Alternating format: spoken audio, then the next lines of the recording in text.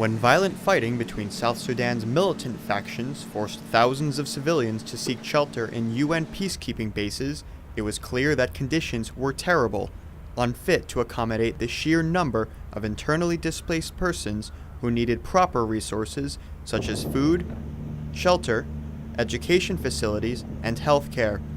Now, a year later, the residents of the bases have been moved to a much larger, better equipped camp nearby. People were very reluctant initially because it's always, the uncertainty of going to another place you don't know.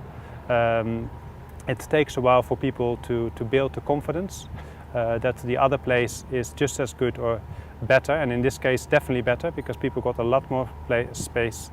The sanitary conditions are much better. I mean, the new site is really planned to house internally displaced people for a much longer period of time. Health concerns and other factors necessitated a move to a larger camp with better facilities. The big challenge was the issue of congestion, just having too many people in a very small space. So how we dealt with that was to build a very big new site, and then step by step started to move IDPs voluntarily from here to this new site. So they are now all based there in much better conditions, although of course it is far from an ideal solution. What we really want is for people to go home. Despite the larger space and better facilities, this is hardly a desirable situation for the displaced persons. But the intense political realities mean any marginal improvements to living conditions are welcome.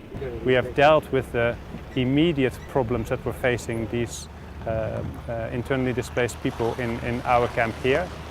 They are in better conditions now, but we still have a long way to go until we are where everybody wants to be, which is a safe and secure South Sudan, where everybody feels safe enough to go home. Brendan Pastor, South News, New York.